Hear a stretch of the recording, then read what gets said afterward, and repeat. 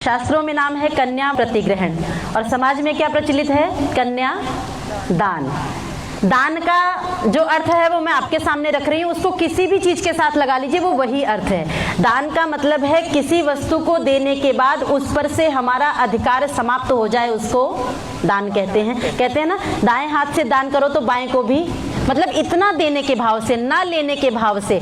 आपने धन के साथ लगाया दान अर्थ तो अच्छा लगा, किसी वस्तु के साथ आपने कहा दान कर दिया तो अच्छा लगा। अब ये शब्द उठा करके आप कन्या के साथ में लगाइए। सभी बेटी वाले बैठे हुए हैं, जैसे आपने बचपन से पुत्र को पाला है वैसे ही पूरे नाजों से बेटी को पाला है, फिर दान अर्थ वही आप कन्या के साथ में लगा रहे हैं, वही अर्थ है। क्या माता पिता का अधिकार बेटी पर से कभी भी समाप्त हो सकता है?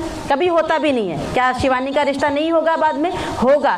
तो इसलिए जो हम क्रिया कर ही नहीं रहे हैं आगे, उस क्रिया को हम यज्ञ में विवाह के समय में क्यों करें? कन्यादान जैसा कोई वर्ड ही नहीं था। ये बीच के समय में उसका बहुत बुरा इफेक्ट हमारी सोसाइटी में बेटियों पर पड़ा। ये कह दिया कि मायके जाएंगी तो भी पूछ करके जाएंगी, कोई भी कार्य करेंगी पूछ करके जाएंगी, पेरेंट्स आएंगे पूछ करके आएंगे। ये परंपरा क्यों अपनी? और मुझे लगता है कि बेटियां यदि सबसे करीब होती है तो माता पिता की होती हैं। कोई गलती भी करती हैं तो माता पिता का साथ है तो जल्दी बात मानेंगी, तो उसका फायदा है। माता पिता का साथ कभी जैसे बेटे को पालते वैसी प्यार बच्ची के लिए होता है। तो इसलिए कन्या प्रतिग्रहण विधि होती थी, उसमें कुछ भी ऐसा नहीं कि हम बेटी का दान कर रहे हैं। हम लोग यहाँ पर एक्चुअल विधि करेंगे। कन्या दान का लोगों ने अर्थ निकाला कन्या का दान, जबकि संस्कृत में क्या है? कन्या यही दानम, मतलब उस समय में कन्या के लिए जो गिफ्ट्स लोग लेकर के आते थे ना, उस उपहार को कन्यादान कहा जाता था। लेकिन कन्यादान का कन्या का दान कभी नहीं होता है। तो आप लोग मेरे साथ बोलेंगे, सिंपल सा है कि अभी तक हमारी जिम्मेदारी थी, हर बात में आपको हमें ध्यान देना पड़ता था। पूरे जीवन हम नहीं रहेंगे, थोड़ी सी हमें कम जिम्मेदारी दीजिए। अब आप दोनों को जीवन साथी के रूप में एक साथी हम दे रहे हैं, इसलिए माता पिता हाथ मिलाते हैं।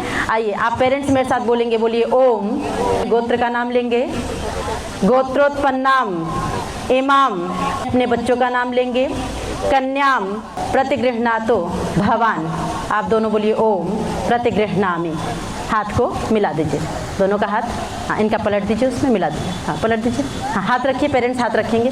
ओम जराम गच्छ परिधत्स वासो भवा कृष्टीनाम अभिषस्ति पावा शतं च जीव शरदा सुवर्चा रयिं च पुत्रान् अनुसंवेयस्व युष्मतीदं परिधत्स वासः।